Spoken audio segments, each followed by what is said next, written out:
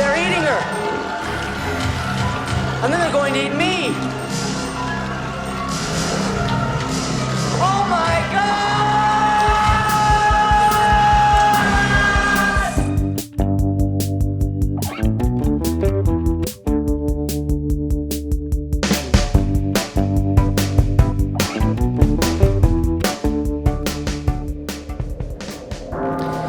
Greetings, listener, and welcome to this monstrous edition of Food to Watch Films By. Prepare yourself for a banquet of ghouls, beasts, monsters, mutants, and creatures of all shapes and sizes and flavors. You know what? This isn't going to work. What? It's not even November. It's not even Halloween. I've been practicing my monster voices. Yeah, I think we should start again. Hello and welcome to Food to Watch Films By episode 4. Number 4. Number 4, we're here again. And this time with a monster-themed edition. Monstrous in size and scope. In many ways, yes. Yes, in many ways monsters are. If you've not listened to this podcast before, we basically talk about films we've watched and suggest food that you could eat that would help heighten your sensory experience of watching that film and basically tantalize you in every way. In every way? In every single way. So, we're your hosts. My name's Johnny. And my name's Adam. Yes, and we're here to deliver this union, this marriage or incestuous union of food and films. Yes, but with a monster twist this time.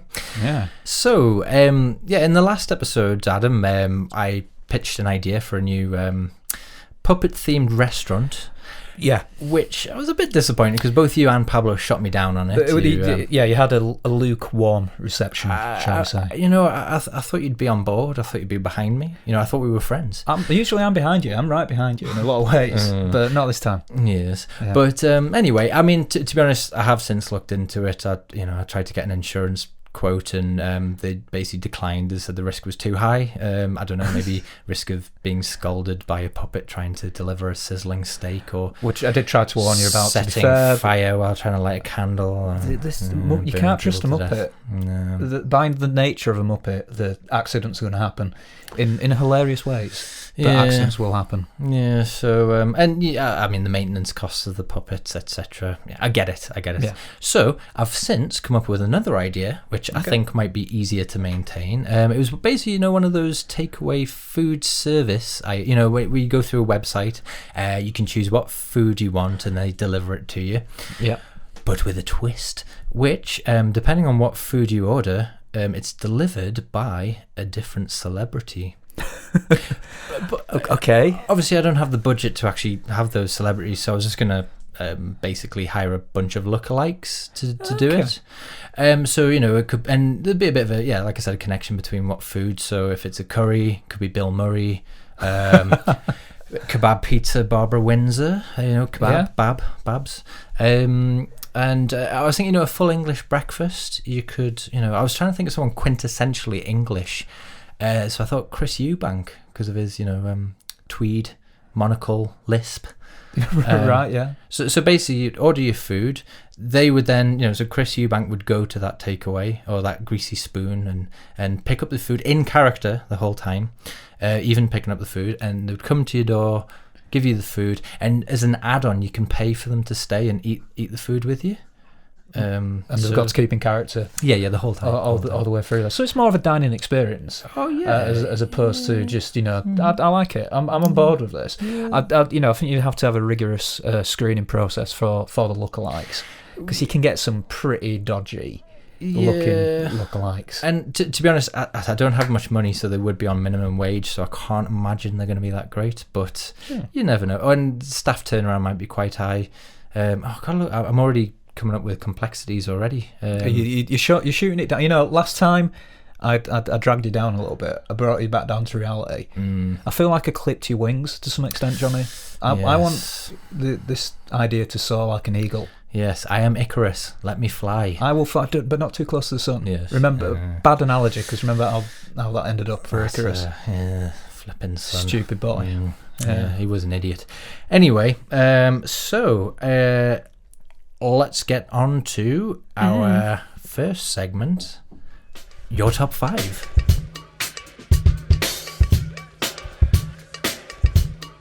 Cause this is Adam's top 10. I mean 5. So obviously we have a monstrous theme for this month's episode. Now, what I love about the monster genre, monster, is really it gives filmmakers a license to be as creative as possible. Yes. Yeah. For a brief history of monster movies through the 50s and the 60s. Keep it brief. Very brief. I'm keeping it brief, don't I? That's when they were huge. I think there's a lot of fascination surrounding kind of nuclear weaponry and nuclear technology, the splitting of the atom. That sparks the imagination. You've got kind of space travel and aliens involved in there as well.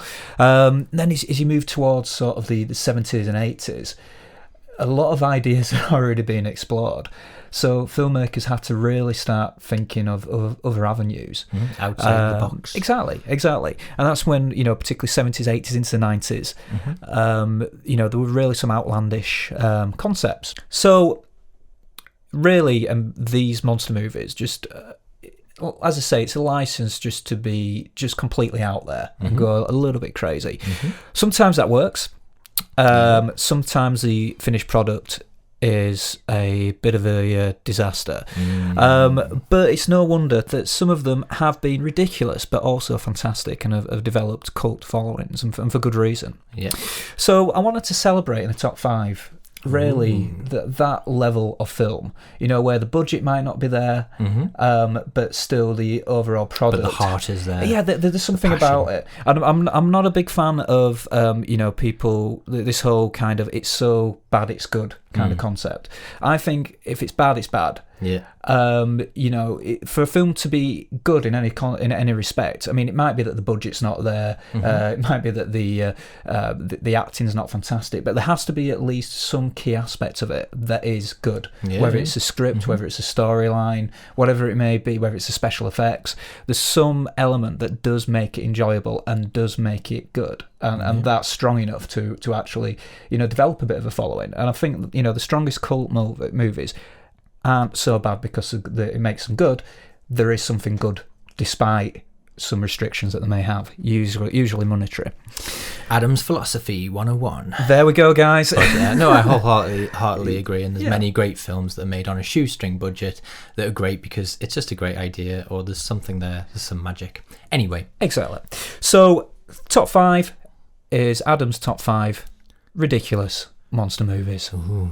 Are we starting with the number 5? Or no, we're starting. Come on, you should know the format by now. It's honourable mentions. Honourable mentions. We always have. I'm keeping the honourable mentions brief. So I've put in there kind of reluctantly Sharktopus. I haven't seen it. Yeah, I mean it is cheesy and it's almost a bit of a parody of the kind of movie genre, monster movie genre. I'm not a big fan, as of CGI. I'm definitely not a big fan of poorly executed CGI. But I can understand why it's got its charms, but it's not made it in the top 5. Teeth, I've also put in there. Oh yeah, no, I quite enjoyed that. At the heart of it is a monster movie. It's just that the monster resides in her lady bits. Yes. Lady garden. Yeah, bringing alive Freud's worst nightmare. Exactly. Yeah, the vagina dentata. Anyway. So yeah, and Big Man Japan. Oh, as yes. Honourable mention. Fantastic. Film. Great film there. Anyone likes a bit of wackiness. And don't let the title Big Man Japan put you off, because it does sound like a Japanese porno. Yeah. Which it's not. It's definitely not, although it does feature a one-eyed monster. Oh. Yeah, you know what I'm saying. But yeah, give it a look. But anyway, on to the top 5. In at number 5. Number 5. Attack of the Killer Tomatoes. Oh. Or tomatoes, depending on your preference. Of where you're from. And where you're from, yeah. Whether you're an idiot or not. It's a classic, late 70s. It's a bit of a parody. of the genre as a whole. It's a cross between The Blob and Aeroplane. Yeah. Really, there's some funny bits in it. I watched it recently. Some bits are a bit dated, but still, overall, a funny movie and well worth checking out. In at number 4. Number 4. The Ginger Dead Man. Yeah. Now, if you fancy watching Gary Busey as I always do. Why wouldn't you? As a psychopathic serial killing gingerbread man, then this is a movie for you, Johnny. Yeah, that sounds fantastic. Again, I mean, this is up my alley. Yeah, gingerbread alley. Don't know I'm going with that. No, carry on. But yeah, I mean, it pokes fun at monster movies and horror movies, and does have a little bit of a spoof aspect to it. But it's wacky, it's crazy, and as I say, it's Gary Busey as Killer Confectionery. I mean, what's not to enjoy? It can't get any better than that, surely. Exactly. So, in at number 3. Number 3.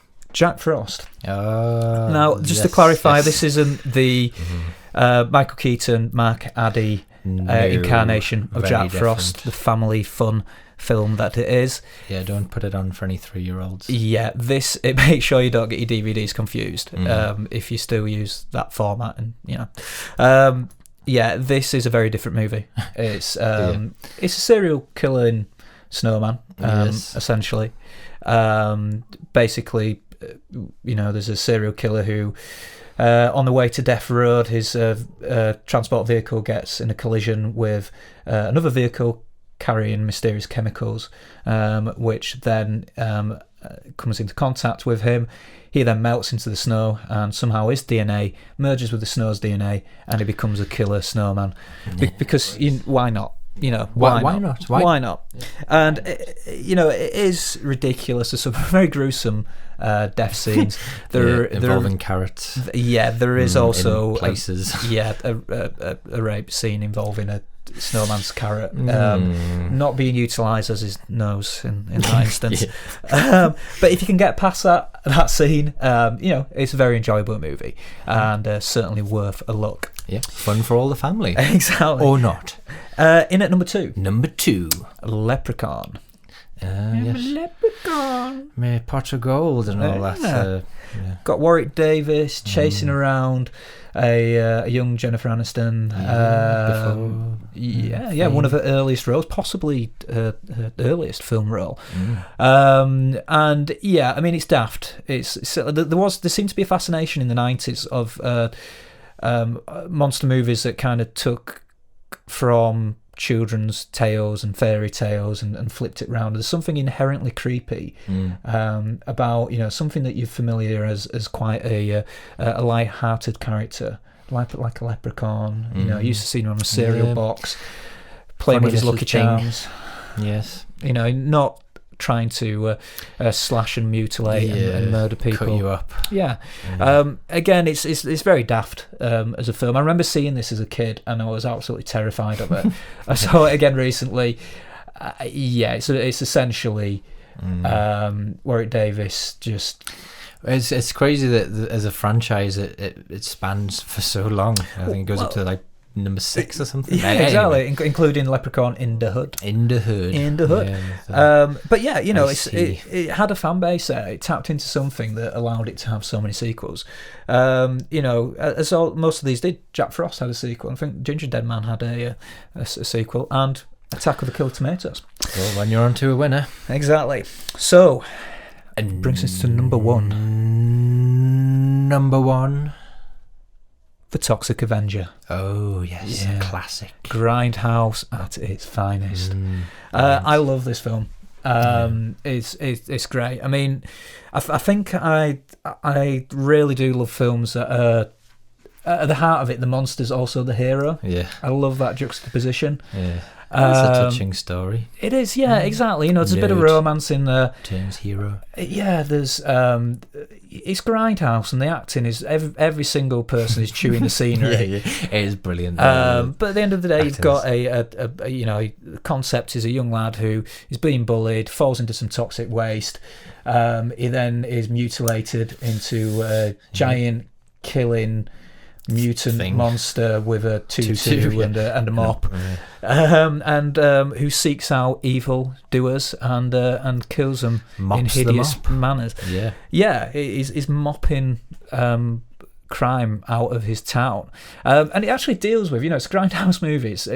It really does deal with some underlining kind of heavy subject matter. I mean, you've got, it's very, very environmentally conscious. It's tackling things it's got a consciousness. Consciousness. Exactly. Conscience. Close enough. Bloody Yeah. hell. Anyway. But I mean, at the heart of it, the monster isn't the monster. The monster is society and the corrupt police I like it, yeah. the corrupt mayor and pollution. That's a real monster. And it's the monster we all know, but we don't know. I mean, we're talking about sequels. This spawned several sequels as well as a video game. And somehow it managed to also get its own Saturday morning children's cartoon, The Toxic Crusaders. Brilliant. Which, I mean, considering this movie has child murder, a gruesome child murder, it's got attempted rape of a blind woman, a killing of a dog. We've also got a guy who gets his arm ripped off and then is beaten with said arm. And the guy who gets his hand deep fried or something. Gets his hands deep fried as well. With eyes gouged out, everything. Somehow TV producers managed to sit down in a room and say, you know what, I think this could be a good children's cartoon. And it was actually the guy who wrote the children's cartoon was Chuck Lorre. Who's it's kind of the king of American sitcoms. Since then he's done Big Bang Theory, Dharma and Greg, and other classics. But Toxic Crusaders was one of his first. So Toxic Avenger is my number one. Check it out. If you can check on YouTube, the production company, which is Trauma Productions, I believe. Productions has actually made all the movies available. So check it out on YouTube. That's very kind of them. It is, isn't it? Check it out. It is a great watch. It's on there, full movie. Give it a watch. It's great. Yeah, and have some fun with it, because that's what it's about. It's a fun movie. Yeah. Johnny, that's wow. Well, that was a nice blend, and some very good monster recommendations there. And I guess that'll set us up for our first monster film and food recommendation: Swamp Thing.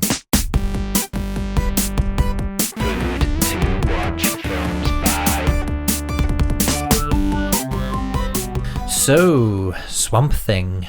Yeah, old Swampy. Yes, the 1982 Wes Craven monster movie by Wes Craven, one of the horror masters of the 80s, 90s. And also a DC Comics property as well. One of the first before 1989 Tim Burton. Yes. Everybody's talking about Batman vs Superman. Screw that, we're here. We're going Swamp back to Thing. Basics. We're going back to... we're going old school. Yeah, where it all started. Swamp Thing. And the film is basically about Dr. Alex Holland, who's devising a new type of plant that can grow in any sort of climate to aid with food shortages. So he's there with good intentions, and in a combat with some rogue mercenaries who've been hired to snatch his invention and use it for evil deeds to create super soldiers potentially, or something like that. I'm still confused as to the villain's motives, to be perfectly honest. So in that he gets covered in the green formula that he's invented, thus transforming him into Swamp Thing, half man, half plant. And so the rest of the film is him seeking his revenge, trying to deal with his new climate, the bayou, tossing goons around in very slow manner, and obviously trying to save Adrienne Barbeau, Alice, the character Alice, who's been employed by the evil Louis Jourdan, from you might know him from Octopussy and Columbo. Okay, wasn't an episode of Columbo, whose evil intention to snatch the formula to use for his own devices, probably to spawn some evil beings of some sort. But anyway, to really hit it home, here's a clip from the trailer. Government agents scientists, soldiers, master criminals, secret formulas,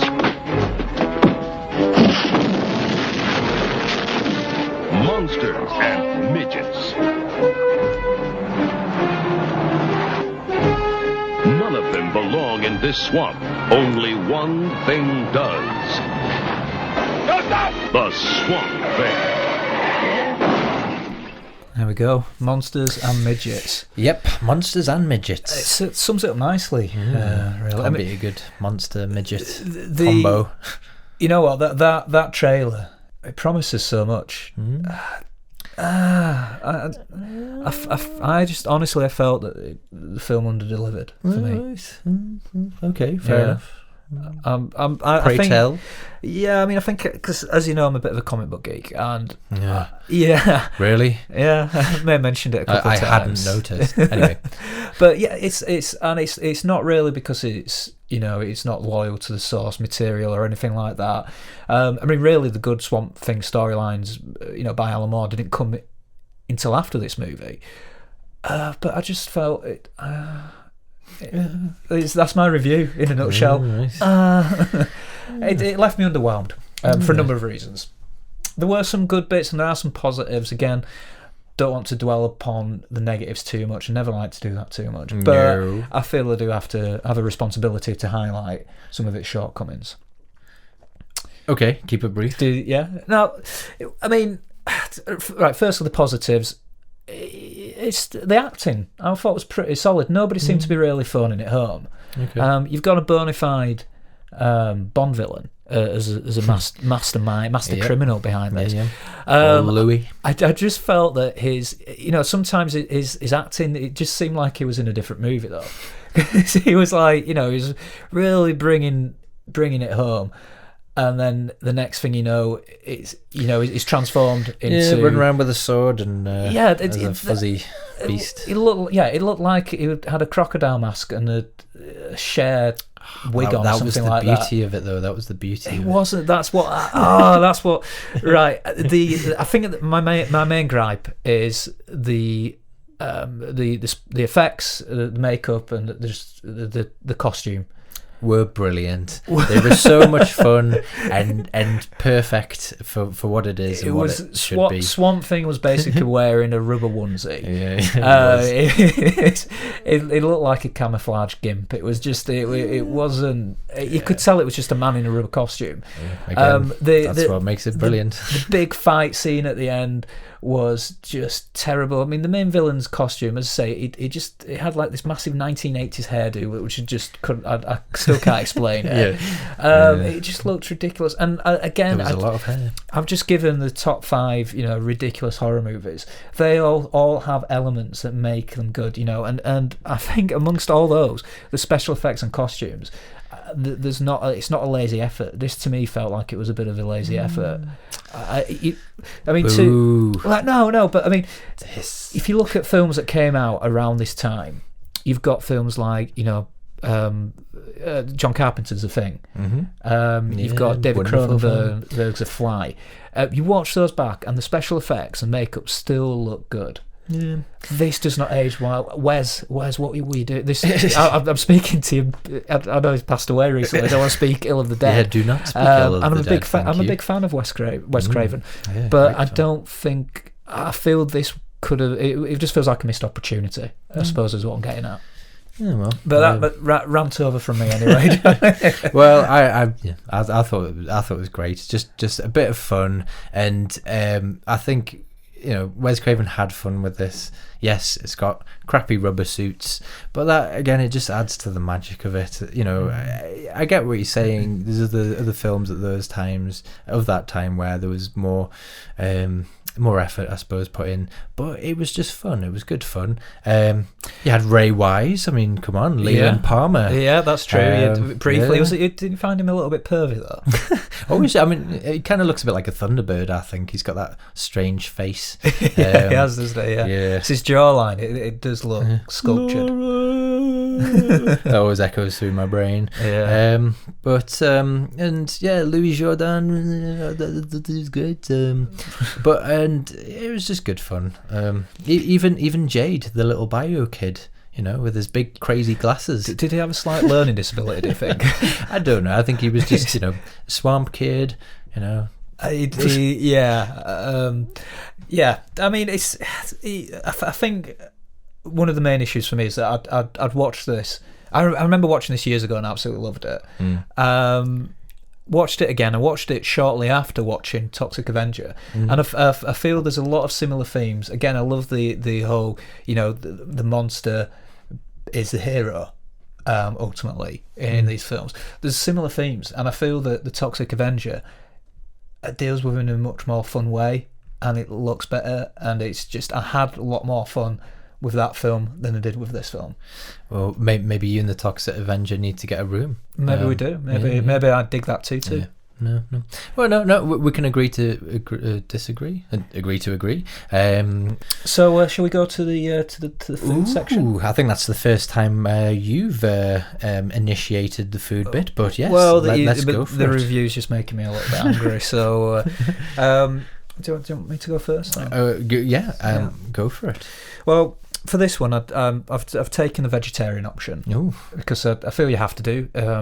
Old Swampy is essentially a walking, talking vegetable plant. Yeah. So I've gone for the vegetarian option. And I've actually gone for a butternut squash curry. Ooh. The reason being is obviously the vegetarian aspect of it is there to represent Swamp Thing and to keep loyal to Swamp Thing. Yeah, but represent. I needed it. I needed a bit of spice. Ooh, yeah. I needed a bit of a kick to it, and that was turmeric. lacking for me in the film. So in the food aspect of things, I feel like I'm craving that a little bit. So didn't get that kick in the film. I'm going to bring it into the meal. I'm going to enjoy that in the meal. Yeah. And why butternut squash? Any particular reason, or was that the only vegetable you could think of? It was just I was literally YouTubing recipes for vegetarian curries, and that was one of the first and one of the most appealing that came up. It looked really nice and quite easy to make as well. Fair play. So yeah. I mean, I am more of a meat eater, so it's rare that I come up with an all vegetarian option. But in honour of Swamp Thing, you're willing to take one for the team. I will take one for Swamp Thing. Well, I mean, well, I suppose what I've tried to achieve with my food recommendation is the union of man and plant, and creating your own Swamp Thing, basically. So think of it almost like the Wicker Man. You want to create a little. Using broccoli florets, you could make a little swamp man. Using the limbs, the head from broccoli florets. Then I've said I'm not going to, needing to add the man part. I'm not going to recommend you the man part. You actually eat man parts. So people say chicken is meant to be quite close to the taste of human flesh. But with this, I was thinking you could use the chicken hearts and the chicken organs and apply them to the broccoli man to bring him to life, as it were, and then submerge him in a chicken broth with some sprinkled dried seaweed to create the bayou that he was born on.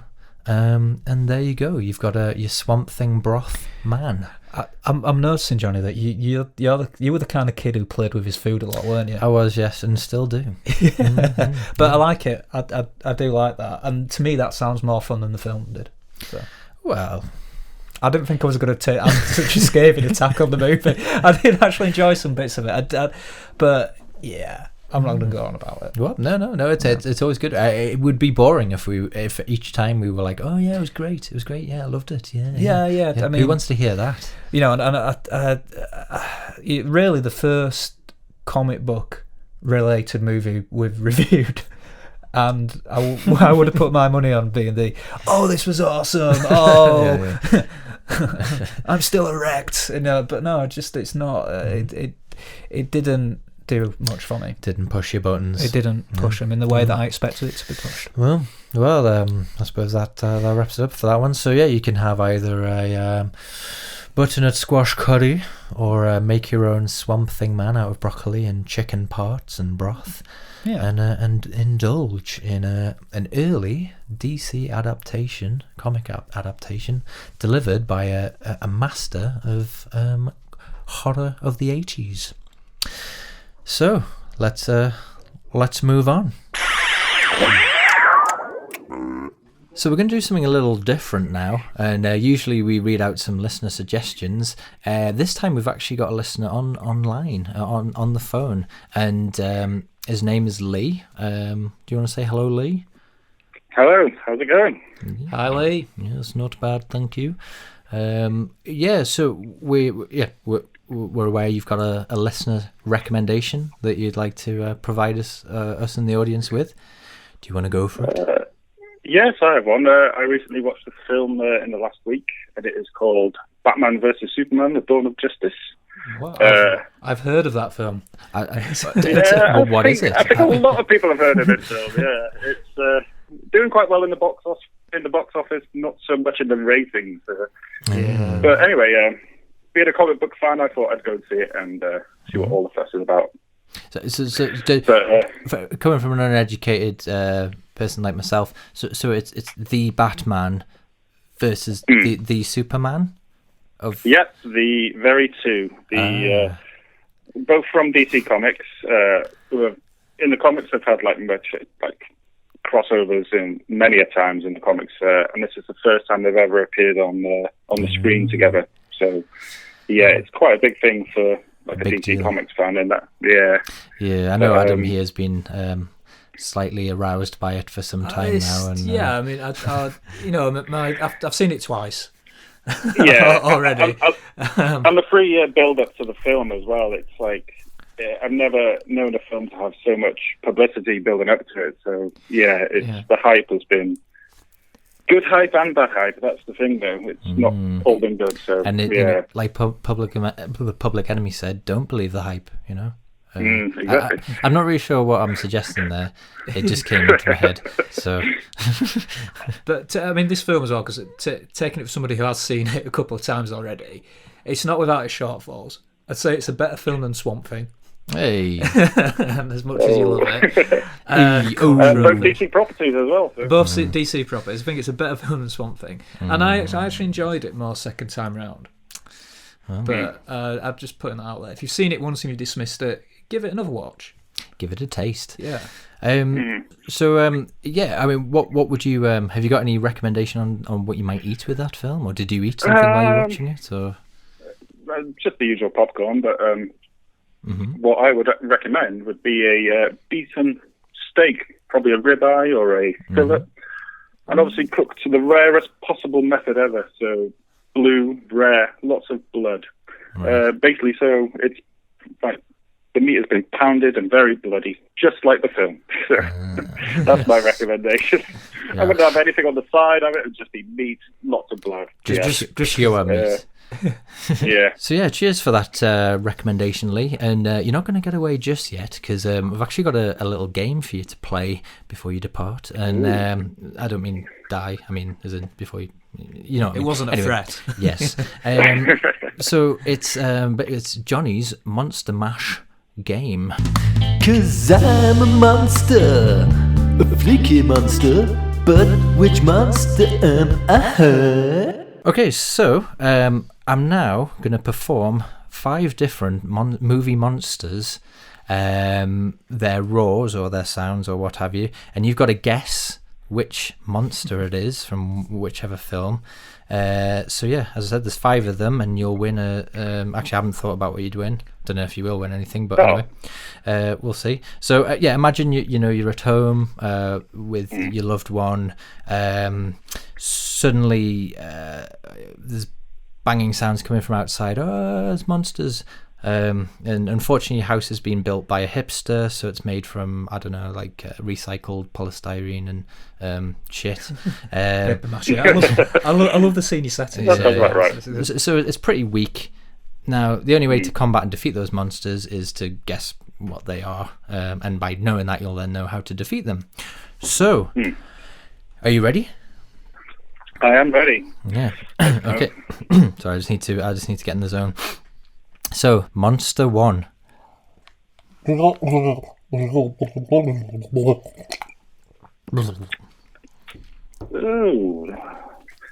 Can I have that repeated, please? No, you only get it once. There was a lot of effort going into. Can you repeat it? Have you I got have a you got 10 second repeat? countdown here as well. Okay, we're going for a repeat. We're going for a repeat. Okay, Hold on. one more time. One more time. Just because it's hilarious. Yeah, that's why I wanted to hear it again. Oh God, I nearly choked on that. It's, yeah. Things are getting a bit damp in here. So, any ideas? I have an idea. I think Adam just gave me a hint then as well. But yeah, I have an idea. I think it's something to do with being underwater. And could it possibly be the merman from the what's the name of the film? Is it the creature from the Black Lagoon or something like that? Something like that. It's good, but it's not right. Just to put. Sorry. But Lee, just to point out, Johnny tested this on me earlier, and I gave the exact same answer. So yeah, you're in good company. No, you're both wrong. It was The Blob from the 1958 Irvin S. Ewith Jr. film. The big gelatinous purple blob that consumes everyone, and basically that was someone being consumed by the blob, and yeah. Anyway, okay. Yeah, I hear it now. Yeah. So on to Monster 2. Monster 2. Right, just trying to channel this one.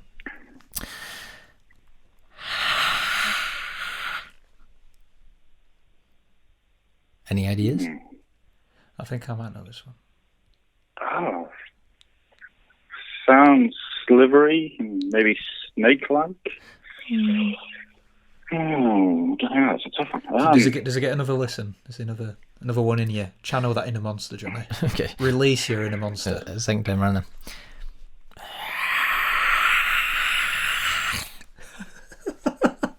That was terrifying. Yeah, freaking myself out. Okay, I've changed my mind.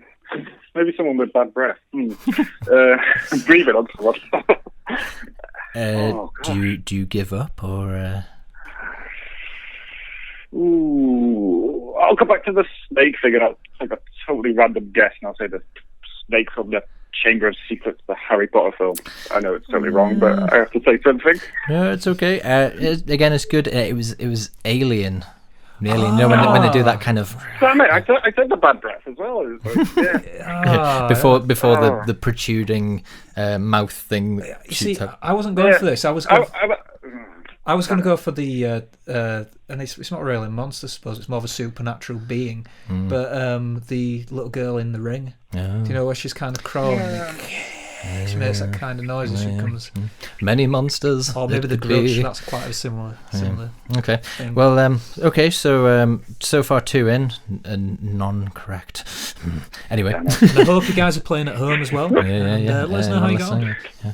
Okay. So monster number 3. Oh. Is that Scooby-Doo? Quiet too. Any ideas? One more time. Damn it. One more, go on. One more, please.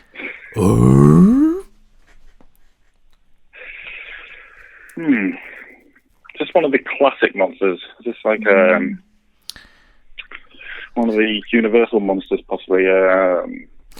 Might just going totally the wrong way. Oh no! This is quite a. This is a bit. I've been a bit of a trickster here. Yeah. Do we get a clue? Yeah. Okay. This is actually. So I'm still stuck on Scooby-Doo. It's a monster from a PC game from back in the 90s. PC game. This is a hard one. Yeah. Doom. It was. It was a shotgun guy from Doom. Yes. I would have also accepted Tim Allen, circa Home Improvement. But yeah, again, sorry. monsters come in many forms. But obviously, Doom, 1993 PC game by ID Software, which influenced so many shoot 'em ups. After that, even had a film of it made in 2005. Which I think I started watching once, but no. Yeah. Anyway, Yeah. um, I don't think I ever finished watching that film, so. yeah. So, on to monster number 4. Now, just bear with me a minute because I've just got to. I've got to really channel this one. Still a chance to redeem yourself here, Lee. So here we go.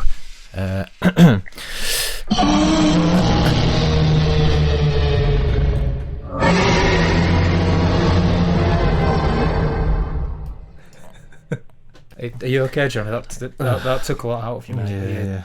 Breathe. That Take was a hard. deep breath. I think I have a good idea on this. Is it Clover? The Cloverfield monster? Yeah. Yes, it Oh, is my God. indeed. Yes, Clover There from. you go. Oh, nice. Yes. Easily confused with Godzilla because they are very similar in. Yes, in- some in- similar Yeah, noise. Godzilla's got that slightly higher pitch, I think, the more Yeah. reverb in it. Yeah, Yeah. it's yeah. Yeah. Yeah, well done. Well One played, point sir. there. One Well point played. there. Yeah. It's a tough game. Now on to the final monster number 5. Okay. He tried to rape me, so I shot him in the face. Sorry? I don't know if I can repeat that one. That was really hard.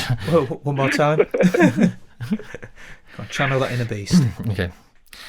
He tried to rape me, so I shot him in the face. You sound like the crack fox from Mighty Boosh. Yeah, I know. I don't know whether I'm doing it justice. I'm but the anyway. crack fox. This one's a bit again. It's been a trickster. Think outside the box. Oh, damn it. Tried to rape me, so I shot him in the face. Sort of the face. Yeah. Oh, I think I've got it.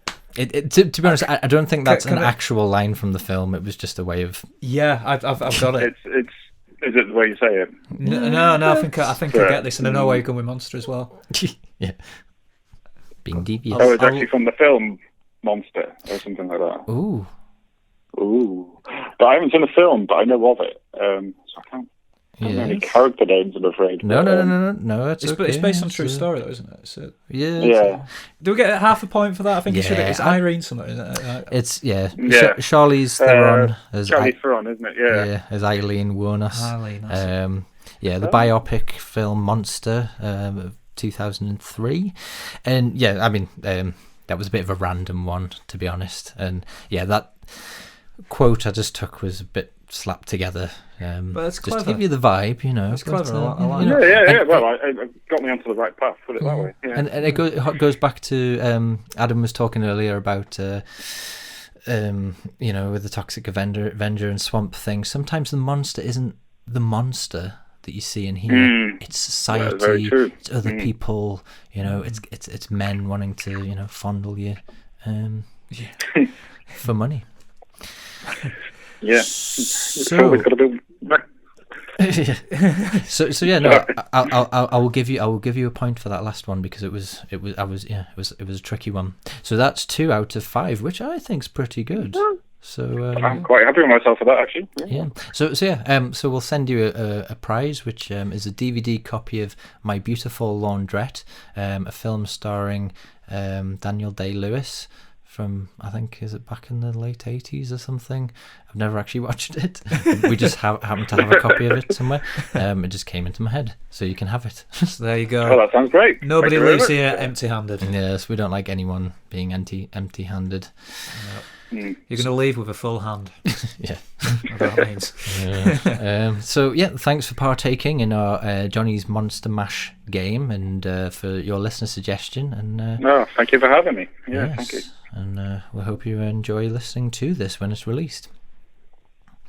Great. That's good stuff. Thank you very much. Brilliant. Pleasant dreams. Thanks, Lee. Stay safe. Okay. Thanks a lot. See you again. Yeah. Tatty bye. Bye-bye. Well, there we go. That's leads us quite nicely into our next film and food suggestion. Yes. You heard Johnny's impressive. A rendition of Clover from Cloverfield. Yeah, it took a lot out of him. Pretty knackered now. Yeah, but well done, mate. I was impressed with that. So we feel that it's only apt to then move on to quite recent release, which is 10 Cloverfield Lane. Yes. So we both watched this recently. Good film. Just give a bit of an overview. And again, it's a recent film, and this is going to be full of spoilers. Just to warn you, spoilerific. So it takes place in the Cloverfield universe. It's not necessarily a direct monster film. No. It's more of an intense thriller. So you're not really got those links. It's in the kind of universe of Cloverfield, but you've not got those direct, money shots of Clover, the monster in this one. But in terms of the storyline, it follows Michelle, played by Mary Elizabeth Winstead, who is running away from a troubled relationship. As she's leaving town, she's involved in a car accident. She then wakes up, and she's she's chained to a bed in an underground bunker. Yeah. John Goodman's character, Howard's, the paranoid Howard, his underground bunker. And immediately we're kind of thrown into a thriller. Howard tries to explain that actually he saved her, and there has been some sort of incident. It's not clear what sort, whether it's there's something in the air outside. Nuclear fallout, is it alien based? They're not sure, but she can't leave the bunker because the air is toxic and it will kill her. There's another, she finds out quite quickly, there's another guy named Emmett, played by John Gallagher Jr., who is in the same situation. Both Howard and Emmett eventually convince her that there is an outside presence, and that the safe place is in the bunker. But we are, transported into a thriller with that element, an air of doubt of, is there anything to be afraid of out there? Is the monsters inside the bunker worse than what lurks outside? It's intense, and I thought it was fantastic. I'm going to say that right off the bat. Right off that bat. I thought it was great. I mean, it's the way that it builds the tension.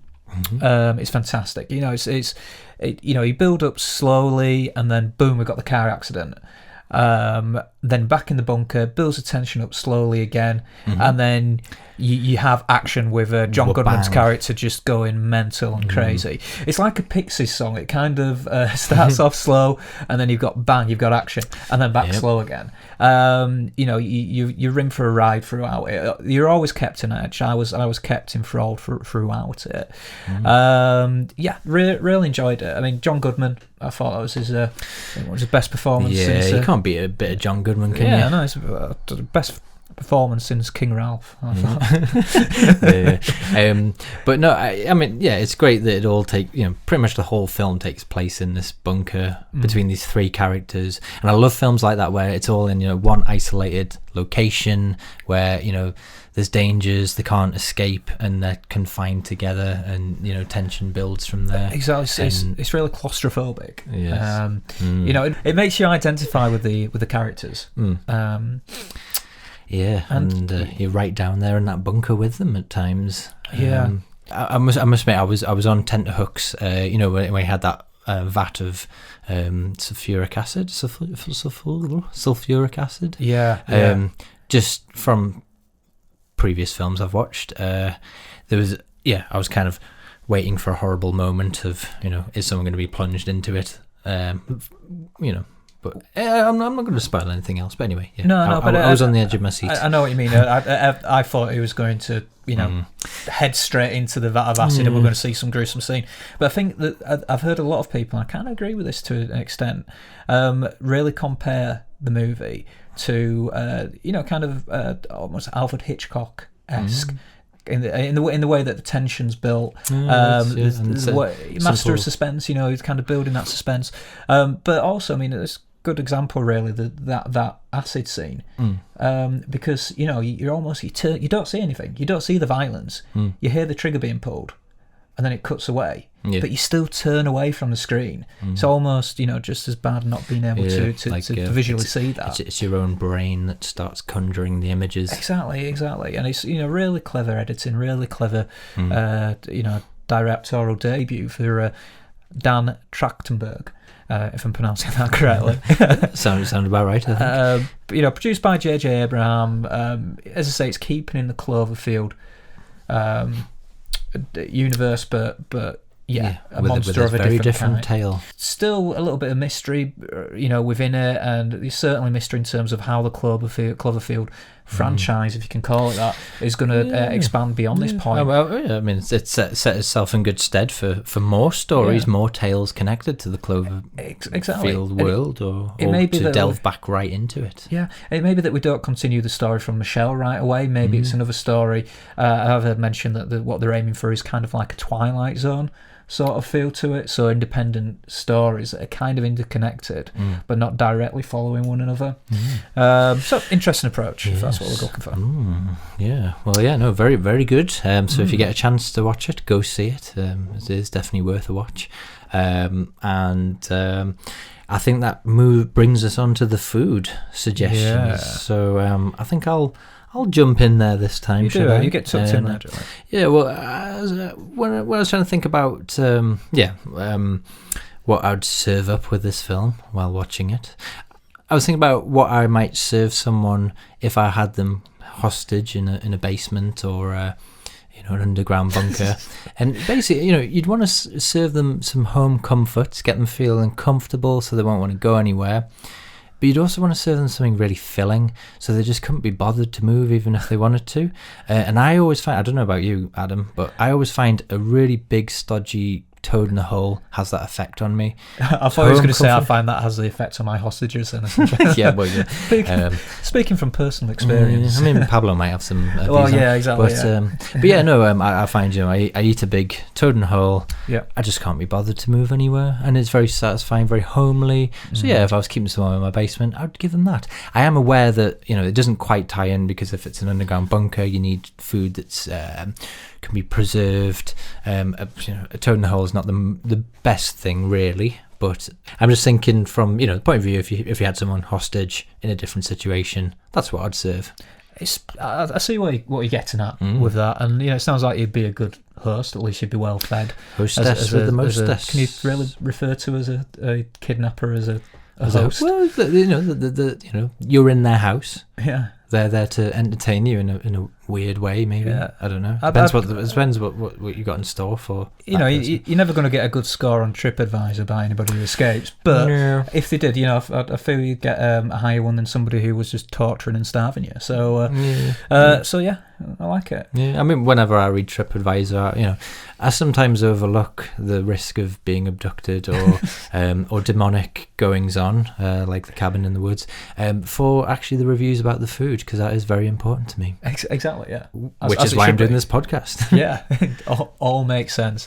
But I like it, and I was, my suggestion is kind of similar in a way. Ooh. And I think it's really to do with how the film builds the tension around the central character, which is Michelle. Yeah. You really are kind of sucked into this world and sucked into her situation.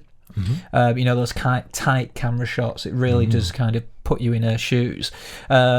And because of that, I was, my initial thought was, right, what would I do if I was in this situation? But slightly different aspect. I've gone from slightly different angle. So I was thinking about this. I'd watched the film and then I went to do my big shop. Okay. So I was going down the aisle. I was kind of thought, well, what if right now, as I was shopping, if the alien invasion or whatever it is, the end of the world, the apocalypse comes, I need to get to my underground bunker, which for some reason I have, my little fallout shelter. It's going to have to be immediately a sort of supermarket sweep kind of scenario. Pile it all in. Get straight to the tin goods, because I know they're going to keep. Frey Bentos pies. I went down the aisle and I kind of made an assessment of, right, what could I immediately just kind of just shove in the trolley and run out. And then using that hand action. Well, this is it, and I kind of thought that, I'm not going to pay for this. This is a looting kind of scenario. So go for the middle shelf stuff, which is always the premium. I'm going for the brand stuff. I'm not going for the cheap supermarket own brand. I'm going for the good stuff. I'm going for the good shit. So I'd get the most expensive corned beef. Yep. throw that in there because that was the first thing Can you get posh in that corned particular beef? supermarket. Well, you can get the supermarket's own brand versus the branded stuff. I don't know. There's definitely a hierarchy of corned I'm beef. sure there is. So I'd get that first because that was on there, and I'd get a load of tins of that because that lasts for 10 years or something like that, and it's a good source of protein. Yep. Soup, because that was next on the aisle, and again I go straight for the branded soup. Yes. I can just get an armful of that. It's comforting as well. Exactly. In times of woe. Tin veg, which it doesn't last too long, but it's still like sweet corn and peas. They're all there. Carrots. Throw a load of that in. For dessert as well, I also noticed that there were Tin peaches. Well, tin peaches, but pancake mix. Have like it's ready made, not in a tin, but like in a bottle. But it lasts for a good couple of years. And as John Goodman's character pointed out, they could be there 2 to 3 years, and the air should be fine. Yeah. So I reckon that I'd get a good stock of pancakes. I've got a bit of dessert. I have bit a of a sweet treat. tooth. So I think I'd do kind of a bit of a corned beef hash sort of Pancake. scenario, followed by a pancake for dessert. Ooh. So yeah. Sounds delightful. That's my suggestion. Yeah, well, you can take me hostage sometime if that's what's been served up. Sounds very nice. Thanks for the offer. I'm very selective with who I share my bunker with. To be honest, it's okay. It's like that, is it? I like my space. If you were outside and in risk of your face being melted off by some sort of nuclear weapon, I'd probably let you in. I'd let you in. Don't worry. 2 to 3 years together, I think we'd. I'd probably just chuck a Snickers out the window at you and let you get on with it. That's a good distraction tactic. I'd probably fall for that. Yeah. Anyway. So, I think that brings us to the end of that one, doesn't it? And so, you can either have a big fat toad in the hole to keep you stodged up and satisfied, or you can go for an extravaganza of corned beef hash, pancakes.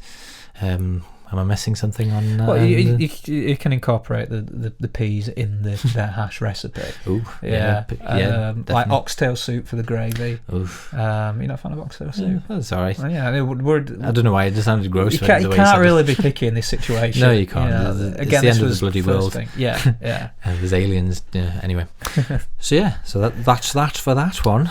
So let's proceed.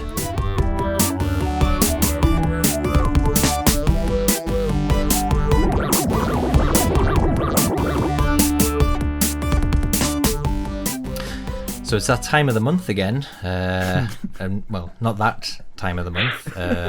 Anyway, moving on. So we've invited our dear friend Pablo again to share another gory film not to food by. But basically the idea of Pablo's section here is films that you really shouldn't eat food to. Because of various reasons, and so we're going to welcome Pablo in. So Pablo, are you there? I am. Unfortunately, I've got to say, I'm set a disappointing 2 ways, fellas. Today, it's I generally try and go for a good goal quotient. It's what I'm interested in. It's what I like. Well, yes. But the film I've chosen, it didn't live up to its. To what I thought it might be, so I'm slightly disappointed in that regard. Equally, I've been trying to experiment with spatchcocking recently, because as you know, obviously with food or people, or should we not ask? It's a little from column A, a little from column B. Obviously, I don't want to divulge my personal peccadillos, but essentially. Spatchcocking a bird, I understand why that's a common practice. It seems a lot easier. Removing the bones from other animals, say a long pig or the shaved ape, of that variety. More of a challenge. I'll tell you what it is. It's the shoulder blades and it's the pelvis. That's all I'm going to say. Trying to get out and trying to keep everything. I don't want to go into it. I'm very disappointed. There's a reason we have butchers. People in the butchery trade. He's a butcher of sorts. Is it butchery or is it? No, it's got an actual term, hasn't it? But I can't think of it anyway. Butcher. Spatchcockery. Spatchcockery, yes. I like Spatchcockery, that. right. Yes. Well, but unfortunately, it's not something. Essentially, I saw myself as a bit of a pioneer. I thought I'd try something out, but you're nice to mention butchers, but there's not many butchers who would willingly get into this. In fact, there was a woman, I believe, who may have lived in the northeast, if memory serves, who tried to get rid of a body by contacting a butcher and asking if they would dispose of it, and it was quickly put it into sausages or. Well, no, the butcher quickly called the police and said, a woman just called me and said she's got a dead body that she wants me to cut up. Yeah. And that was the end of that woman. Yeah. And he had standards, I'm sure, Yeah. Well, I think it's some sort of butcher's code. I think Frank Butcher was the first to take the pledge. The original and then the rest butcher. of them have gone from there. Yeah. And then Pat sort of destroyed the whole empire, really, didn't you? Anyway, we diverge. Divulge, and we get to right then. Well, should we get on to your film Not to Food By?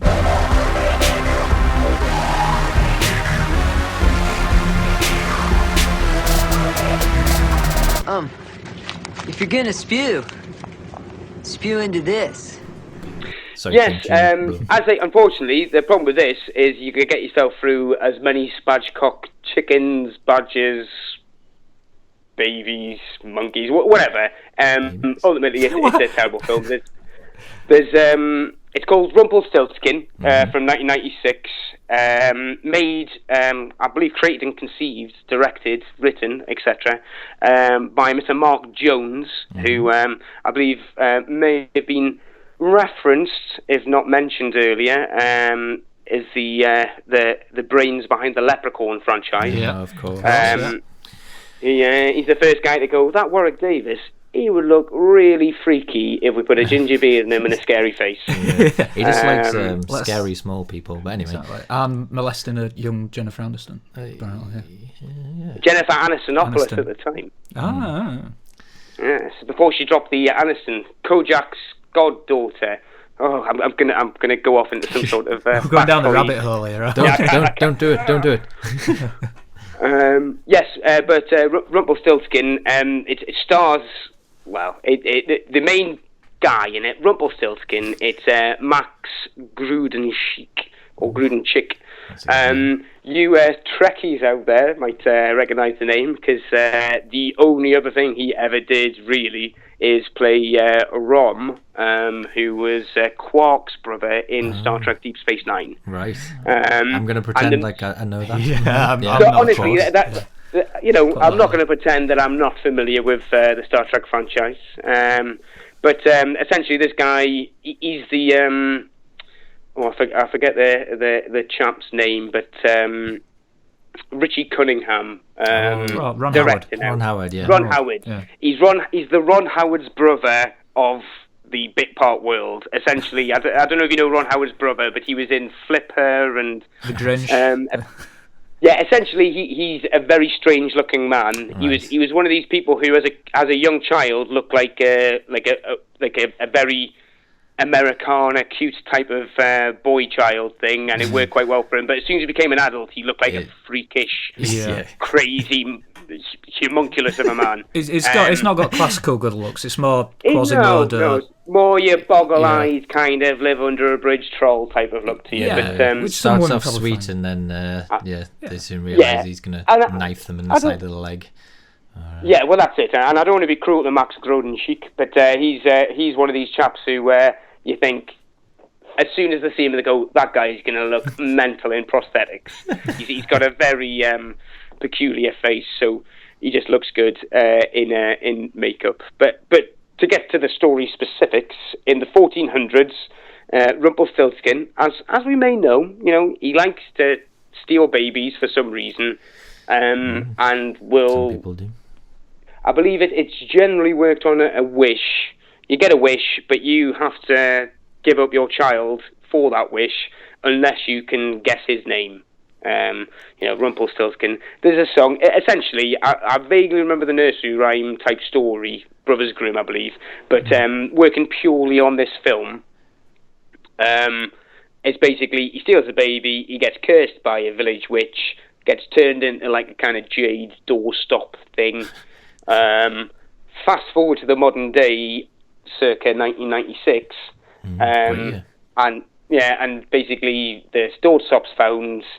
The curse is if solemn tears are cried when a wish is made, he's brought back to life, and then he's back. He's back in the room. And so were you saying it was a bit disappointing on the gore factor?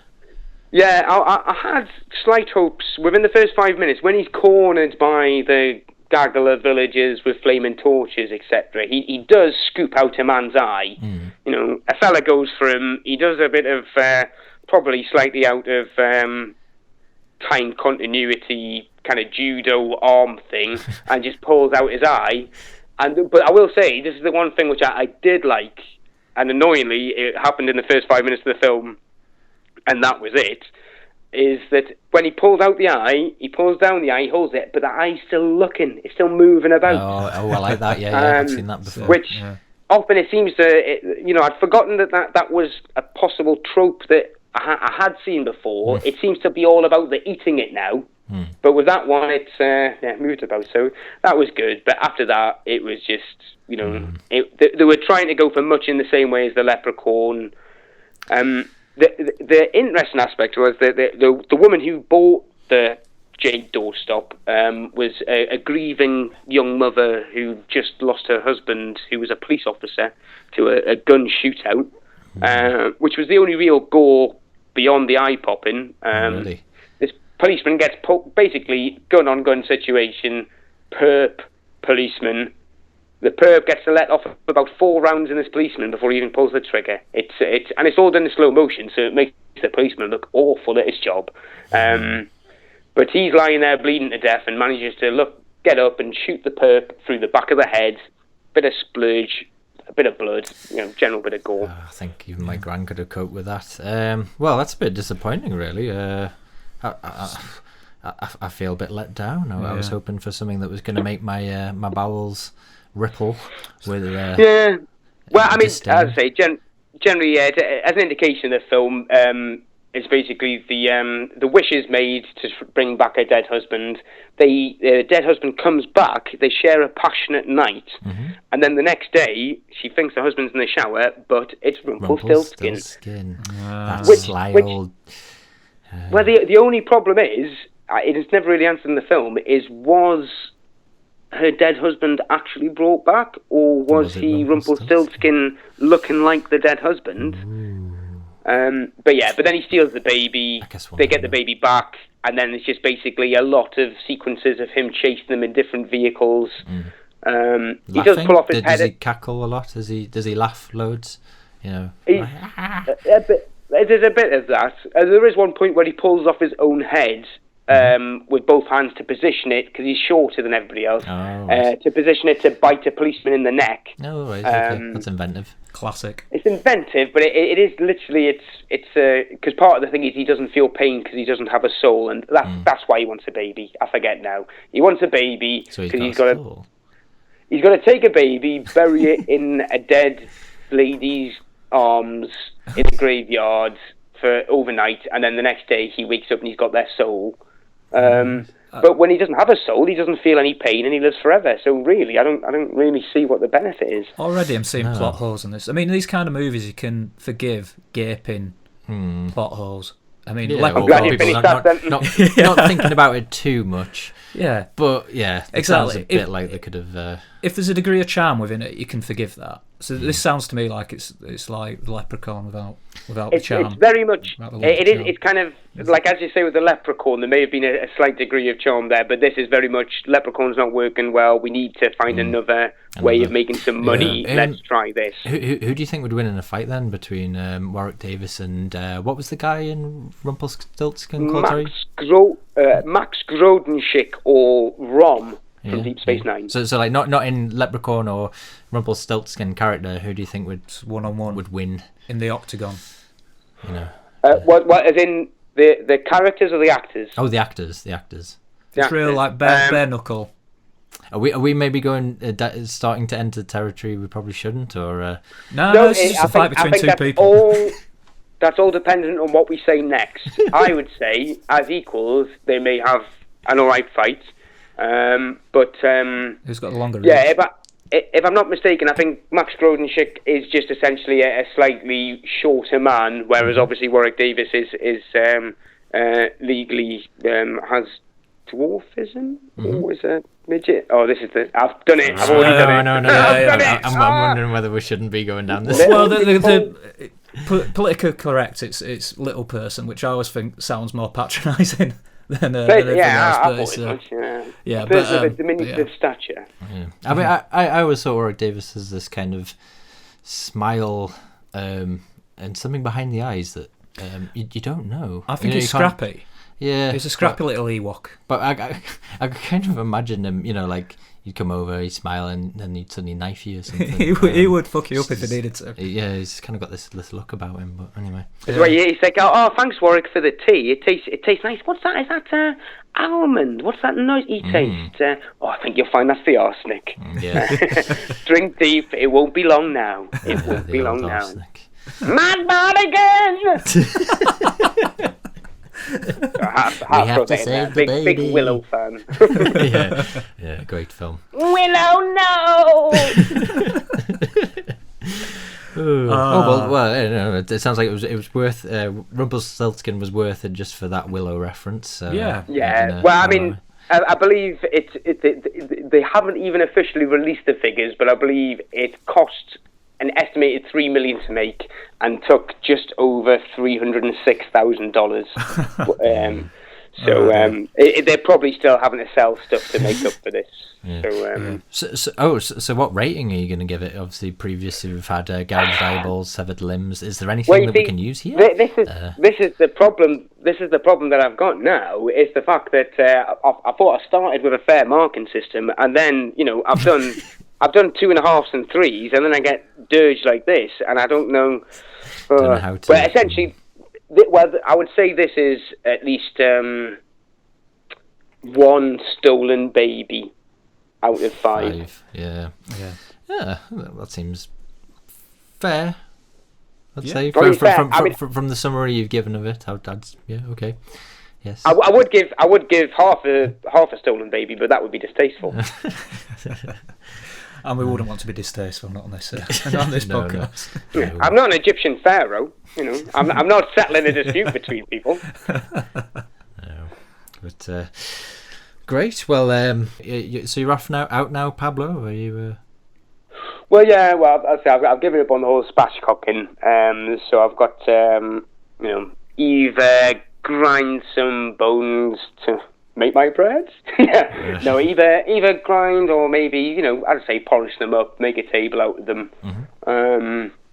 I've steal a baby. I'm not a monster, Johnny. Sorry. Just sorry, I'm making assumptions. I did not mean to make assumptions. I generally try and take the taxi driver approach. It's all the skunk pussies, etc. out there. It's the dirty voids of humanity that I try and slowly work my way through to make the world a better place. Children are innocent. Those people who when you take the time to nod, say hello in the street, they just blank you. Nothing worse. What I do, Johnny, there is I've got a little door. Behind that door, I open it, and there's another door. Behind that door, I open it, and in that other door, there's a room with a little safe.